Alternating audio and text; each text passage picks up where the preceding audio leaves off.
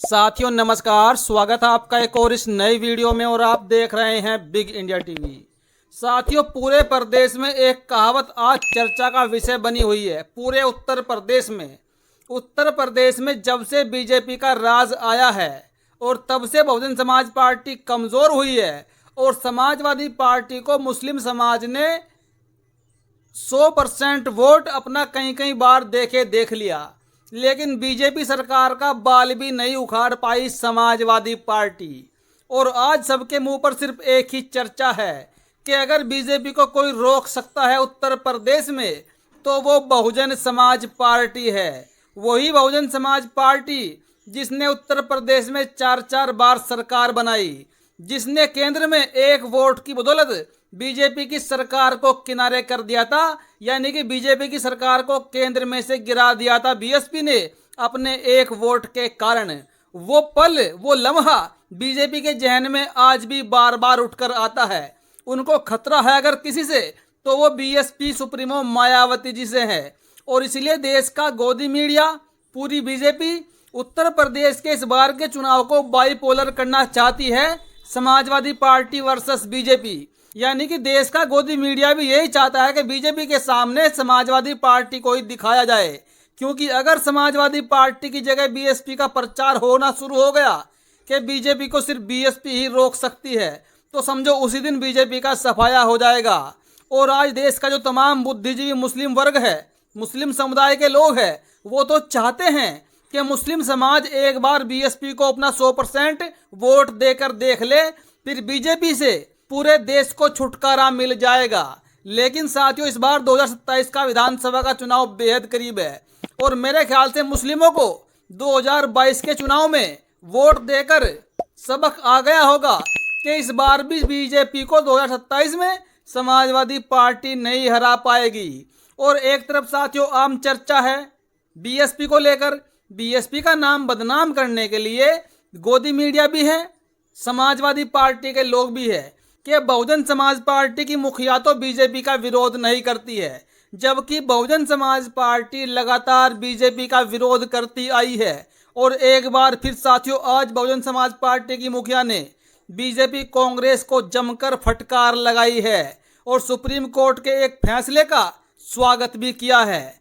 आखिरकार क्या है पूरा मामला, देखिए। कांग्रेस पार्टी के अहमदाबाद अधिवेशन में खासकर भाजपा के छल राष्ट्रवाद व दलित एवं पिछड़े बहुजन हित आदि को लेकर प्रस्ताव छलावा व अविश्वसनीयता से ग्रस्त है। इन वर्गों के आरक्षण व अन्य कल्याणकारी संवैधानिक गारंटियों को लागू करने के मामले में कांग्रेस का रवैया हमेशा छलावापूर्ण रहा है। यहाँ पर बहन जी ने बीजेपी व कांग्रेस को फटकार लगाने का काम किया। आपको बताएं, गुजरात के अंदर कांग्रेस ने अभी एक अपना अधिवेशन किया है, जिसके अंदर कांग्रेस ने अपनी एक प्लानिंग बनाई है कि इस बार दलित समाज को कांग्रेस से जोड़ा जाए, क्योंकि साथियों 1977 तक दलित समाज का वोट बैंक एक तरफा कांग्रेस के पास जाता था, मुस्लिम समाज का वोट बैंक भी कांग्रेस के पास जाता था और ब्राह्मण समाज का वोट बैंक भी कांग्रेस के पाले में जाता था। लेकिन जब से अलग अलग राज्यों में क्षेत्रीय पार्टियां मजबूत हुई है, कांग्रेस से ब्राह्मण वोट भी कट गया, मुस्लिम वोट भी कट गया और दलित समाज का वोट बैंक भी कट गया और कांग्रेस पार्टी हाशिए पर पहुंच गई। यानी कि जो कांग्रेस प्रयास कर रही है, कांग्रेस उसमें कभी भी सफल होती हुई दिखाई नहीं देगी, क्योंकि कांग्रेस आज राष्ट्रीय पार्टी के होते हुए भी अपने आप को क्षेत्रीय पार्टी मान चुकी है। जहां कांग्रेस को बीजेपी के साथ लड़ना चाहिए, तो वहां कांग्रेस सभी राज्यों में छोटे दलों से चुनाव लड़ रही है, यानी कि उनको हराने का प्रयास कर रही है, तो फिर वो बीजेपी को कैसे हराएगी। तो इसीलिए देश के अंदर अब एक नए तीसरे मोर्चे की जरूरत पड़ चुकी है और जिसका नेतृत्व कर सकती हैं बहन कुमारी मायावती जी। यानी कि आपको कुछ ही महीनों के अंतराल के बाद उत्तर प्रदेश से एक बहुत बड़ा राजनीतिक बदलाव देखने को मिल सकता है। बसपा सुप्रीमो मायावती जी उत्तर प्रदेश में तीसरा मोर्चा बनाकर शुरुआत कर सकती हैं बीजेपी को रोकने के लिए। ये बड़ी खबर बता रहा हूं साथियों अंदर की। आगे बहन जी ने लिखा है, बाबा साहेब डॉक्टर भीमराव अंबेडकर द्वारा ओबीसी समाज को धारा 344 के जरिए आरक्षण देने व उसे लागू न करने पर कानून मंत्री पद से इस्तीफा व फिर मंडल कमीशन की रिपोर्ट के तहत इन्हें आरक्षण दिलाने में बीएसपी की अहम भूमिका जग जाहिर है, जबकि कांग्रेस भाजपा का आरक्षण विरोधी रवैया सर्वविदित है। बीजेपी और कांग्रेस शासित राज्यों में आरक्षण को लेकर तमाम ऐसे फैसले आते रहे हैं जिनसे इन पर सवाल लगातार खड़े होते रहे हैं। अभी हाल ही में एक फैसला आया था सुप्रीम कोर्ट का SC ST के कोटे में क्रीमी लेयर का और वर्गीकरण का। इससे साफ है कि कांग्रेस और बीजेपी तो कभी भी साथियों SC ST OBC मुस्लिम का भला नहीं कर सकती। आगे बहन जी लिखती हैं, वास्तव में बाबा साहेब को भारत रत्न से सम्मानित करने से लेकर उनके करोड़ों अनुयायियों के प्रति कांग्रेस भाजपा व सपा आदि का रवैया हमेशा ही जातिवादी व बहुजन विरोधी रहा है, जिससे मुक्ति हेतु ही बीएसपी का गठन हुआ। किंतु अब इन वर्गों के वोटों की खातिर छल व छलावा की राजनीति की जा रही है। साथियों, एक तरफ समाजवादी पार्टी भी दलितों को छलने का काम कर रही है। वो चाह रही है कि किसी भी तरीके से दलित समाज का वोट बैंक इस बार समाजवादी पार्टी को मिल जाए। और जो अभी एक नेता समाजवादी पार्टी में शामिल हुए हैं जिनका नाम दद्दू प्रसाद है। लेकिन आपको मैं गोदी मीडिया में समाजवादी पार्टी की हकीकत बता दूं। साथियों, दद्दू प्रसाद बहुजन समाज पार्टी से लगभग 7 साल से अलग हैं। दद्दू प्रसाद ने नई पार्टी बनाकर भी देख ली और वो बीएसपी से 7 साल से अलग हैं। लेकिन देश का गोदी मीडिया आज भी बीएसपी का नाम खराब करने के लिए दद्दू प्रसाद को बीएसपी के नेता बता रहे हैं, जबकि बहन जी का कोई नाता दूर दूर तक नहीं है। जब बीएसपी के नेता है ही नहीं तो फिर बीएसपी को बदनाम क्यों किया जा रहा है। और एक तरफ दलितों का वोट लेने के लिए दद्दू प्रसाद एक तस्वीर लेकर घूम रहे हैं जिसमें मान्यवर काशीराम जी व अखिलेश यादव जी के पिता मुलायम सिंह जी इकट्ठे एक साथ खड़े हैं। और ये भ्रमित करने वाली फोटो है दलित समाज को। वो दलित समाज के मन में संदेश देना चाहते हैं कि देखिए, काशीराम जी व मुलायम सिंह यादव जी दोनों अच्छे दोस्त थे, उनकी अच्छी जान पहचान थी।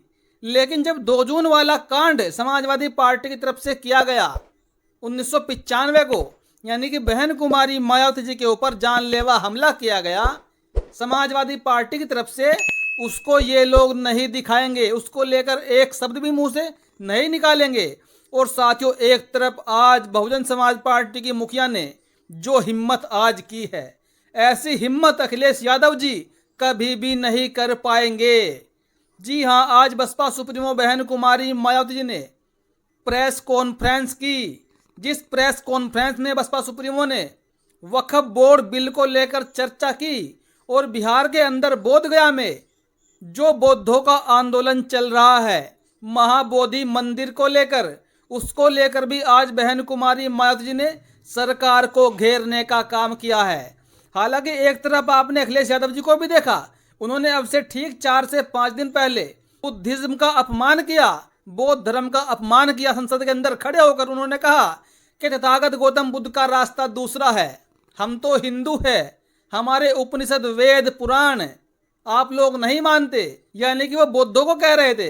यानी कि यहाँ पर अखिलेश यादव जी ने बुद्ध का अपमान किया और एक तरफ बसपा सुप्रीमो मायावती जी ने महाबोधि मंदिर को लेकर जो ऐलान किया है, आपको वीडियो भी आगे दिखाई देगी इसी वीडियो में। लेकिन अखिलेश यादव जी अपने आप को अम्बेडकरवादी साबित करना चाहते हैं और बाबा साहब जो खुद बुद्धिस्ट थे, अपने मरने से पहले बाबा साहब ने बौद्ध धर्म को अपना लिया था।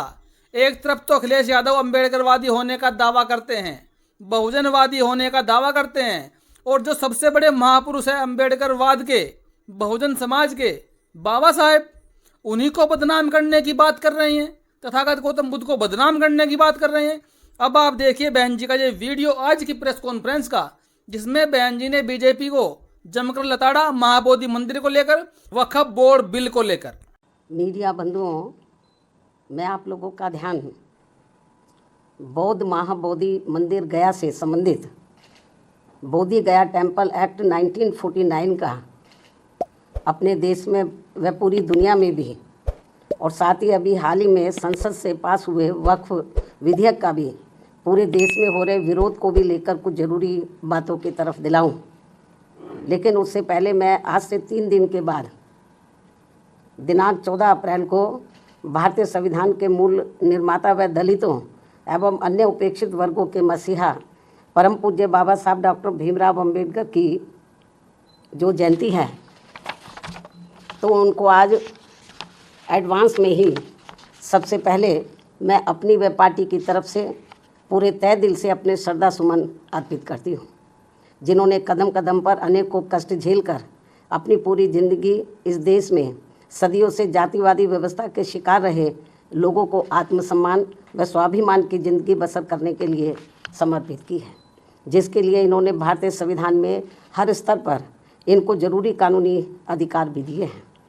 लेकिन दुख की बात यह है कि उनका केंद्र व राज्यों की अब तक रही अधिकांश सरकारों में अभी तक भी इन्हें पूरा लाभ नहीं मिल पा रहा है, जिसकी खास वजह से ही बाबा साहब डॉक्टर भीमराव अंबेडकर के बताए हुए रास्तों पर चलकर मान्यवर श्री कांशीराम जी ने उनके जन्मदिन के शुभ अवसर पर अर्थात दिनांक 14 अप्रैल सन 1984 को बहुजन समाज पार्टी के नाम से राजनीतिक पार्टी का विधिवत गठन किया और फिर इस पार्टी के जरिए ही पूरे देश में इनके अनुयायियों को अपने पैरों पर खड़े करने का निरंतर प्रयास भी जारी रखा और अभी भी है।